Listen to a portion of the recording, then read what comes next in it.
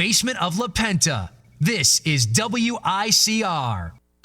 Hello, Iona College. Welcome back to the Sports Vault. Jersey Joe and Big Shot Rob back again, and we have just done our baseball segment, and we're getting into the good stuff in football. Now, we teased it. We're talked a lot about a lot. I want to give Rob the stage for his Jets. Now, Rob, we saw last night, it wasn't pretty, especially from Geno Smith, and we saw all the Jets fans chanting, "We want Vic, we want Vic," and I was hoping, Rob, that you weren't one of those Jet fans chanting, "We want Vic." Were you one of those guys, or are you on reality side? I was not one of those fans. Why would you want Michael Vick to be starting for your team? I don't understand why these fans want that. I'm sorry, Michael Vick cannot throw. And if he gets hit one more time, Joe, he's almost done with his career. The guy's always getting injured when he gets hit, and I don't see him being a big fit whatsoever for the Jets. I don't think he could run that offense whatsoever. We have to stick with Geno for now, and if Geno continues to fail, we have to go to the draft and look for somebody new. This Jets game yesterday was embarrassing. Calvin Johnson wasn't 100% in this game. We should have taken full advantage of this. The Jets' defense is the only reason why the Jets stay in games. I'm sorry. They are the only reason why. Their offense, I don't understand what is going on with their offense whatsoever. I'm so done with this. I don't get how Geno can't get it rolling, how he continues to throw interceptions, continues to fumble the ball, and that's my biggest frustration. The guy is not improving whatsoever from his rookie year with the interceptions and the turnover rate, and it's embarrassing. It's embarrassing to this team, and you know what? They really need to find a way to get back to normal, because otherwise I could see this team finishing in last place in the AL East. Hey, a fair points, and the main thing about the Vic thing I was saying is, man, please don't put Michael Vick in, because we've seen this story before, right? You cut the starting quarterback struggles, Michael Vick comes in, he lights it up for a little while, and then what? You're stuck with Michael Vick, and you're going nowhere. You either stick it out with Geno, and then you figure out at the end of the season if you need to get a new quarterback, or you just keep on rolling with him. But you either stick it out with Geno, or you've got nothing, and you got to start over. And I agree. I mean, you look at the Jets up front. I love them up front. They really do a good job at preventing the run game, taking away the running game, but that secondary is just still really got trouble. Calvin Johnson being the way he was, Golden Tate really just had a field day on them. And the Jets have got a lot of question marks. I believe they play the Chargers next week. And you look at the way that the Chargers are playing right now. I mean, man, Phillip Rivers is going to just have a field day with this team. But it hasn't been a great start so far. And right now, Rob, you've got every reason to be as frustrated as you are. But we will go on. We've been going over every single game. And I want to kind of make sure we have enough time to get to everything else. So we won't go over every game. Some of the games don't really need to be talked about too much, but we will hit on all the major ones. The next one I want to go to is, let's go to, we'll go Baltimore Ravens, Carolina Panthers. Now, we talked about it a lot at the beginning, Rob and I, but Steve Smith, man, he backed up the talk. He had a field day against the Carolina Panthers. I was right on my pick. I had a rough week picking the games, but this is one of the ones I liked. Steve Smith, he just had a field day. And the big thing I'm seeing with the Panthers is, Rob, is teams are really having a good amount of success running the ball against them. Last year, you couldn't run the ball against this team. Luke Kuechly, everybody, they plugged that defense. And right now, this year, they've struggled. They have. Oh, yeah, they've struggled completely, Joe. And I really didn't expect this from them. Last year, I had them ranked number 2 in defenses in the NFC. And I'm really surprised this year with what's happening. Joe, the other thing I'm really focused on, though, with Carolina, I don't think Cam Newton's healthy. Yeah. I think that he's still nursing that rib injury right now, and we're not going to see that great of talent coming out from him this year. And the other thing I had to look at with Carolina is, I guess they failed by letting every wide receiver go this offseason, and they decided to sign all these new guys who aren't doing that much for them, and the team's going to struggle this year. Carolina had themselves in a good place last year and have completely downgraded their team this year. I think great points. I mean, you look at the Carolina offensively, Cam Newton definitely doesn't look very comfortable, and you see it's all Kelvin Benjamin. I mean, Kelvin Benjamin is the godsend on that offensive side. Other than him, they really are struggling getting the ball to other people, and I think, look, that was just a terrible move. We said it as soon as it happened. You can't you can't have the season Carolina had and start building a winning culture the way they did and then just dump off all your receivers. They lost everybody. They lost Brandon LaFell. Steve Smith was a really important piece to Cam Newton, and I think right now Cam's not healthy, and the Carolina, you just see losing that turnover has not been helpful. So we will go on to let's go to the Sunday night game, the New Orleans Saints and the Dallas Cowboys. Now, the first thing I think about at the end of this game, Rob, is are the Saints not as good as we thought, or are the Cowboys better than we expected? I think it's the Saints aren't as good as we thought. I'm really questioning Rob Ryan this year because I feel his defense has fallen apart from what it was a year ago. No question. His defense was top, unstoppable to beat, and now all of a sudden this defense is really struggling this year. They really should have beat this Cowboys team. Overall, the Saints have a better roster. They failed to get the offense rolling until the fourth quarter. Joe, we saw when they started scoring late in the game, they were able to get the offense rolling. And they need to find a way to help Drew Brees out. Drew Brees is an amazing quarterback, and I noticed a lot in this game that his offensive line is too weak. The guy is always on the run, always having somebody come after him, and they have to find a better way to protect him. Agreed there. Let's go on, Rob. I know you got a lot of frustration in the Tampa Bay-Pittsburgh game, so let's go to this one. Now, I thought right away Mike Glennon is definitely a better option at quarterback than Josh McCown right now. I mean, even last year you saw with Glennon, he could handle himself in these games. I mean, he's not embarrassing himself. And the smart thing that he does is he looks for Vincent Jackson. He targets Vincent Jackson whenever he can. I mean, I think last year Vincent Jackson was the most targeted wide receiver in the NFL because Glennon's smart. He knows it gives you the best chance. If you give Vincent Jackson the ball, he's going to make plays. He's going to really help you out. So Glennon's smart there, but what a win for Tampa Bay. I mean, Pittsburgh, what a collapse. You really see that defense. This is really just not the same Pittsburgh defense we've been seeing. They really are struggling stopping teams.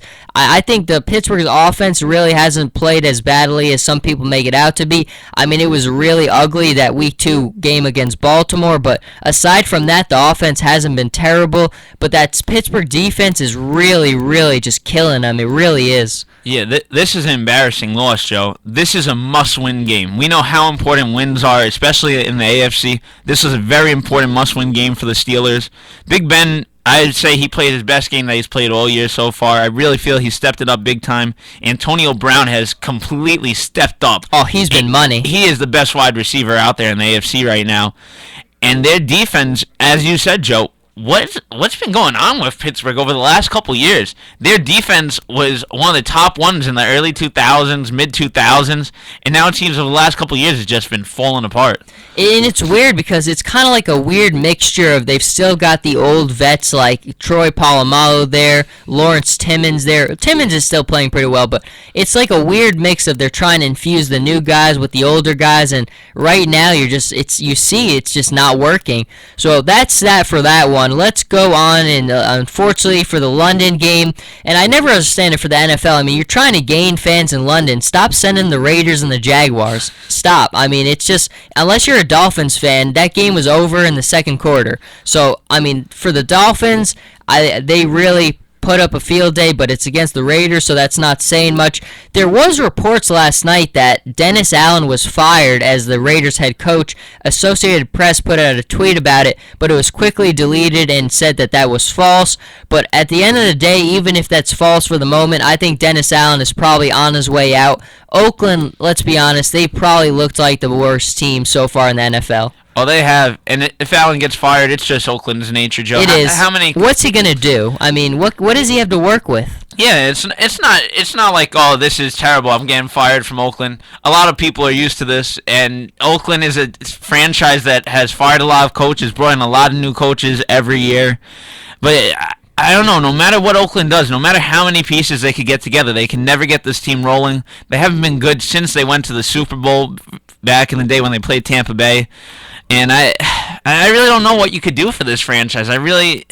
Don't know how you can make it better. In my honest opinion right now, I would start Matt Schwab, start giving him a couple starts over Derek Carr. I don't feel like he could lead this team.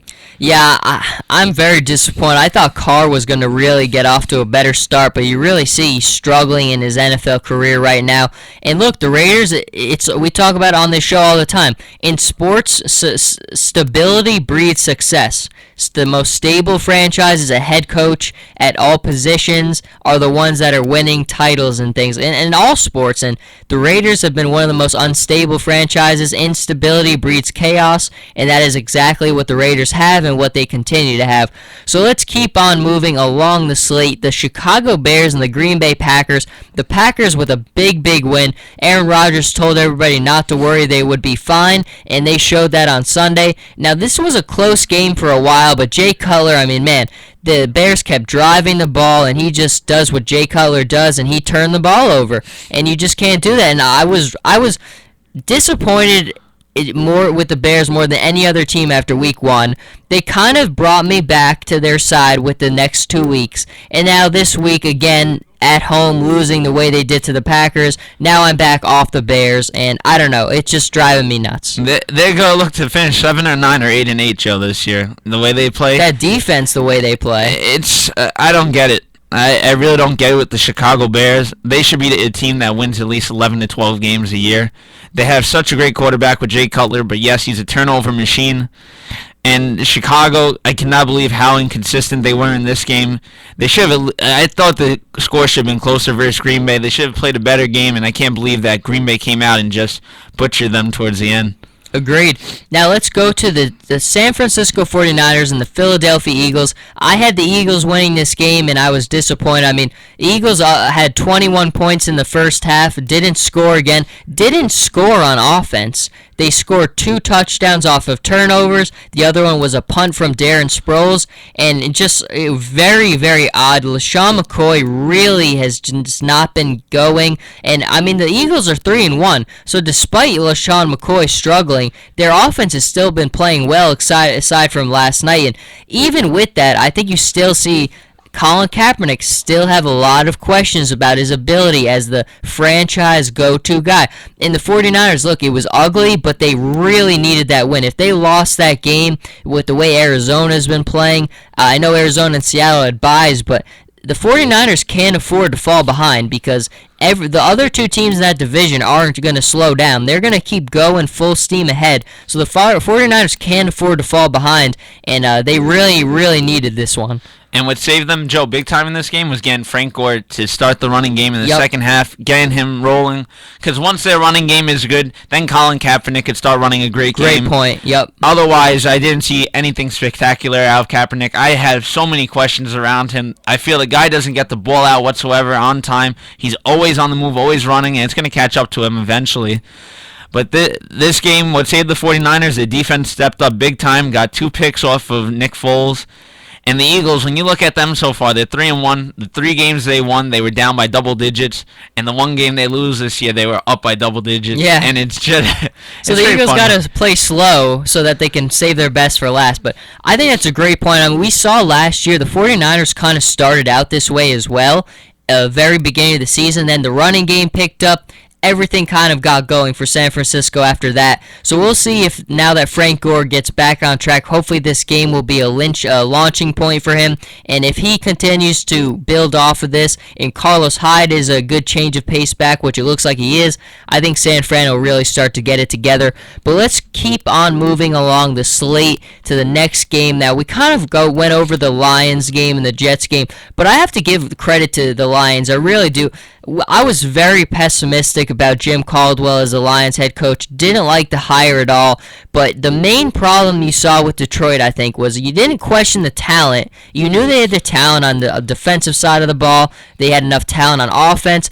But the problem with them was discipline. They had no discipline, stupid penalties, killing themselves. And I heard something on Sunday that The Lions defensively are the least penalized team in the NFL right now at the moment. And you got to give Jim Caldwell a ton of credit. And it adds up, right? When you watch the Lions, you really aren't seeing the same dumb, boneheaded plays, getting these stupid penalties, killing themselves in these games. And I think that's a reflection of Jim Caldwell and the new culture he's trying to bring in there. So I think right now, I'm very optimistic about what I'm seeing from the Lions, and I'm giving Jim Caldwell a ton of credit. Hopefully the Lions can continue to build off from here. Yeah, this team really surprising, Joe.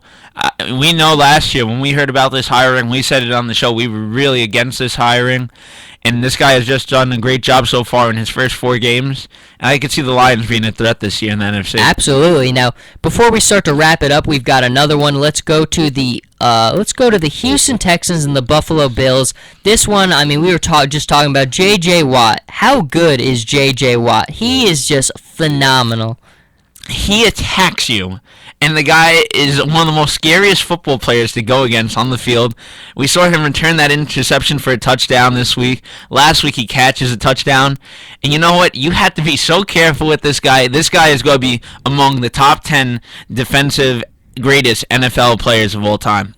I cannot disagree with that. I mean, I don't think there's any defensive player in the NFL right now who is as fun to watch as J.J. Watt. Just the effort he puts into every single play is just inspiring. I mean, he is a monster, J.J. Watt. And, I mean, you look at Houston offensively, Fitzpatrick, you give him credit because it's not pretty, but Fitzpatrick never gives up. He never gets down. He just is going to keep on going out there and grinding out the game. And when you have a defense as good as Houston, having a guy like Fitzpatrick, who's not the best, but you know what? He's going to keep on going out there and grinding it. You know it's going to help you out win some games. So Houston's gotten off to a good start to the season at 3-1. In Buffalo, they're 2-2, but they haven't played badly. And then finally for the NFL, we have the Monday night game, the New England Patriots and the Kansas City Chiefs. And Rob, I did the prediction show the other day, and I really like the Chiefs. I think the Chiefs are going to give the Patriots a really, really good game tonight. I just haven't seen a Patriots game where they've really just been dominant. They really have sold me on them. But I don't have the guts to pick against New England. New England has the better team, but I do like Kansas City at home a lot here. I think it's going to be a very close game. I'm sticking with Kansas City for this one, Oh, Joe. you picked Kansas City? Yeah, I'm sticking with them on this one because I just haven't been happy with how the offense has been rolling for New England whatsoever. The only reason why they've been in games so long is because of their defense. Their defense has really held it out strong this year. And I think Kansas City is really going to give them a tough fight, and I could see them beating the Pats this week. I'm glad you have the guts, Rob. I don't have the guts to pick. I love Kansas City. I really wanted to pick them, but just don't have the guts. But that's why we've got Big Shot Rob on the show. He's our gutsy guy on the show, and it's been very good so far. We did our MLB, just finished our NFL. When we come back, talking college football, Rob's favorite soccer at the end of the show. But right now, we're going to get into college football, so stay with us, and we will be right back.